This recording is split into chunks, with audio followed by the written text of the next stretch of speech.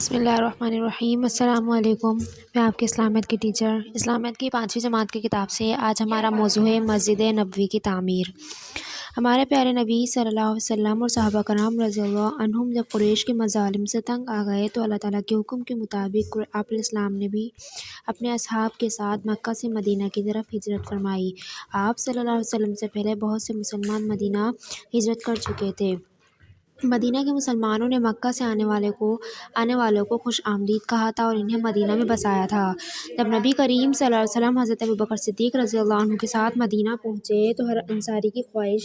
تھی کہ آپ صلی اللہ علیہ وسلم اس کے گھر ٹھہریں، یعنی آپ علیہ السلام ان کے گھر رکیں، لیکن آپ علیہ السلام نے فرمایا کہ اونٹنی جس جگہ جا کر بیٹھے گی اسی جگہ میرا قیام ہوگا، یعنی جس کے گھر کے سامنے جا کر بیٹھے گی وہی گھر میرا قیام گاہ ہوگا۔ اونٹنی حضرت ابو ایوب انصاری رضی اللہ عنہ کے گھر کے سامنے جا کر بیٹھ گئی اور نبی کریم صلی اللہ علیہ وسلم نے حضرت ابو ایوب انصاری رضی اللہ عنہ کے گھر میں قیام کیا، یعنی رکے۔ آپ علیہ السلام نے اس وقت تک ان کے گھر میں قیام کیا جب تک مسجد نبوی کے احاطے میں آپ علیہ السلام اور آپ علیہ السلام کے اہل خانہ کے لیے حجرے یعنی کمرے تعمیر نہ کر لیے گئے۔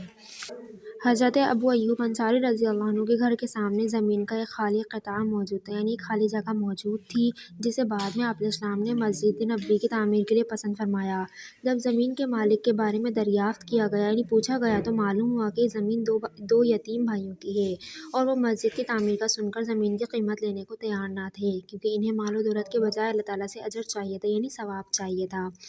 لیکن ہمارے پیارے نبی صلی اللہ علیہ وسلم نے یہ پسند نہ فرمایا، لہٰذا زمین کی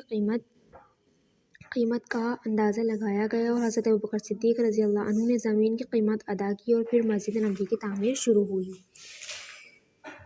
مسجد نبوی کی تعمیر کے لیے جو زمین لی گئی تھی، سب سے پہلے اس جگہ کی صفائی کی گئی اور گارے مٹی کی اینٹوں سے مسجد تعمیر کی گئی، یعنی مسجد بنائی گئی، جس کی نیچی چھت کھجور کے پتوں سے بنا کر اس پر مٹی کا لیپ کر دیا گیا تھا۔ اس مسجد کو بنانے میں نہ صرف صحابہ کرام رضی اللہ عنہم نے بلکہ خود آپ علیہ السلام نے بھی اپنی مبارک ہاتھوں سے کام کیا، اینٹیں اٹھائیں اور اٹھا کر لگائیں۔ بہت جلد اس چھوٹی سی مسجد میں نماز کی ادائیگی ہونے لگی۔ جیسے جیسے مدینہ میں مسلمانوں کی تعداد بڑھتی گئی ویسے ویسے مسلمانوں کی تعلیم و تربیت، فیصلوں اور مشورے کے لیے یہ مسجد چھوٹی پڑنے لگی، تو اس کو مزید بڑھانے کی تجویز پیش ہوئی اور اس میں توسیع کی گئی، یعنی اس کو بڑھایا گیا تاکہ مسلمان سکون سے نماز ادا کریں اور دینی معاملات پر آرام سے بیٹھ کر مشورہ کریں۔ اس مسجد کے ساتھ حضرت عائشہ رضی اللہ عنہا اور دوسری امہات المومنین کے حجرے بنائے گئے تھے اور قریب صحابہ کرام رضی اللہ عنہم آباد ہو گئے۔